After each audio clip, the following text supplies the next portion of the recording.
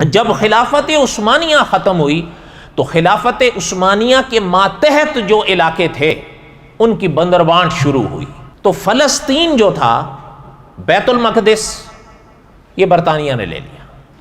تو اب ظاہر ہے اب حالات ایسے بن گئے، دکھ تو ہوتا ہے ہر ایک کو، لیکن کبھی کبھی انسان حالات کے بس میں ہوتا ہے، حالات انسان کے بس میں نہیں ہوتے. آگے چلتے ہوئے برطانیہ نے ایک ٹولہ تیار کیا، اس کے ذمے یہ لگایا کہ فلسطین کے حالات یا فلسطین کے بارے میں کوئی رائے طے کرو. علماء نے لکھا ہے کہ اس ٹولے نے آ کر فلسطین کے جو حالات دیکھے وغیرہ، اس نے فلسطین کی تقسیم کا رائے دے، کس کو تقسیم کر. تو اب اس کا جو ہے وہ فلسطین کے حوالے سے بھی انہوں نے تقسیم کی رائے دی کہ اس کو تقسیم کر دو، یہ حل ہے اس کا.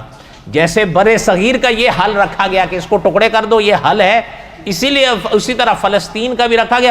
اور فلسطین کی تقسیم کا بھی دور یہ وہی ہے جو برِ صغیر کی تقسیم کے بارے میں جو آوازیں اٹھ رہی تھیں. البتہ انہوں نے یہ کیا کہ تقسیم کے رائے، اچھا جب رائے دی تو بھائی کیسے تقسیم، انہوں نے کہا کہ جی جو تو ہے نا ساحلی علاقہ سارے کا سارا یہ یہودیوں کو دیا جائے، اور جو ہے ریلوے لائن علاقہ وہ برطانیہ کے پاس رہنے دیں، اس کے بعد جو بچے گا وہ مسلمانوں کو دیں. اچھا ظاہر ہے جب یہ تقسیم پر آواز اٹھائی تو مسلمان بگڑ گئے، وہ اس کے ساتھ اتفاق نہیں کر سکتے تھے.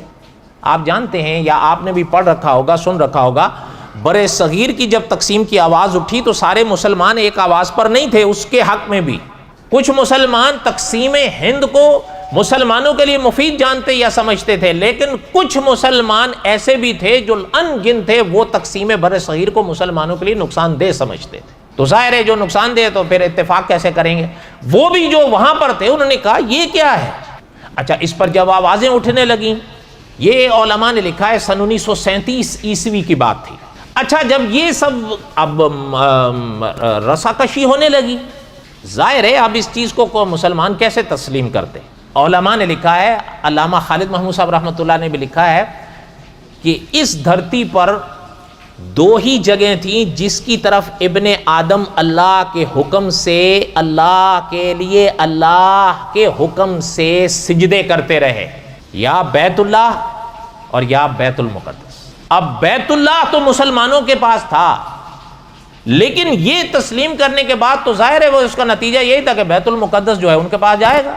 اب وہ اس چیز کو کیسے تسلیم کرتے. سن 1947 میں برِ صغیر تقسیم ہوا.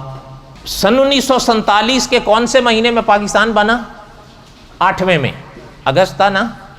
ٹھیک اس کے 3 ماہ بعد، اگست کے 3 ماہ اور آگے چلیں تو کون سا مہینہ آیا؟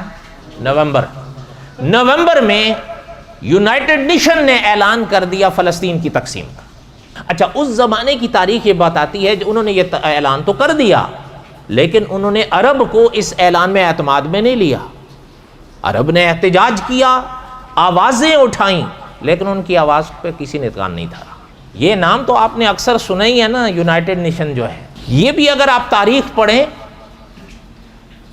اسی ادوار میں آپ کو یہ نظر آئے گا. فلسطین میں دھیان دینا میری طرف، فلسطین میں ایک مجاہد گزرے ہیں، اگر میں غلط نہیں ہوں، کوئی غلطی ہوگی تو میری طرف سے ہوگی، جہاں تک مجھے یاد آ رہا ہے ان کا زمانہ یہ سن 1975 76 78 کے لگ بھگ کا تھا. انہوں نے ان کے حالات، چونکہ وہ تھے فلسطین، یہ سارے مناظر جو میں آپ کو سنا رہا ہوں ہم نے تو پڑھے یا بڑوں سے سنے، انہوں نے خود آنکھوں سے دیکھے تھے. وہ وہیں کے تھے، فلسطین کے تھے، اور ان کی آنکھوں کے سامنے یہ سب ہو رہا تھا. انہوں نے ان حالات پر ایک کتاب لکھی تھی اس زمانے میں. بعد میں آپ کے ندوۃ العلماء ہے نا، ندوۃ العلماء میں ایک عالم اب بھی ہیں، انہوں نے اس کا اردو ترجمہ کیا تھا. اس کتاب کا نام انہوں نے رکھا تھا یہودی خباثتیں. وہ آدمی پڑھ کے دنگ رہ جاتا ہے کہ کیا ہے، اور یہ اصل کتاب ان کی تھی. انہوں نے اردو ترجمہ اس کا پیش کیا، لیکن یہ تھا کہ چونکہ ان کی آنکھوں دیکھے حالات تھے نا. اچھا انہوں نے ایک ایک نقطے پر بڑی باریکی سے ابحاث کیا، ابواب قائم کیے ہیں.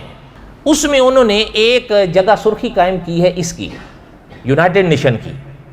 اس زمانے میں یہ سن 78 کی بات ہے. اب ظاہر ہے اب فیصد میں فرق آ سکتا ہے، مدتیں گزر گئیں، کتنے سال ہو گئے؟ 40 42 سال تو گزر گئے.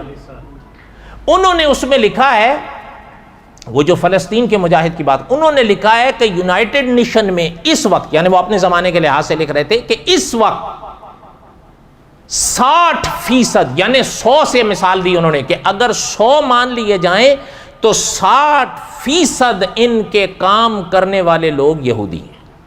اچھا، آگے اس زمانے میں انہوں نے ایک عجیب بات انہوں نے لکھی تھی کہ اگر پوری دنیا میں ان کا میزان حساب لگاؤ تو یہ 100 میں 5 بھی نہیں ہے، لیکن مضبوطیاں دیکھیں، ہم کمزور ہوتے گئے، وہ مضبوط ہوتے گئے۔ بس صدا رہے نام خدا کا، ساری بڑائیاں اس ذات پاک کو سجتی ہیں جن کی سلطنتیں، حکومتیں، قدرتیں ہمیشہ سے تھیں، ہمیشہ رہیں۔ یہ نظام کائنات چلانے والے اللہ ہیں، میری اور آپ کی سمجھ یا میری اور آپ کی چاہتوں پہ کائناتیں نہیں چل سکتی۔ انہوں نے جب اعلان کیا یونائٹڈ نیشن، یہ اصل میں بات یہ ہے، بات سے بات مجھے یاد آتی ہے، میں اتنا ضرور عرض کرتا ہوں کہ کاش ہمارے لوگ پڑھتے، یہ ساری چیزیں ہمارے بڑوں نے لکھی ہوئی، محفوظ کی ہوئی ہیں۔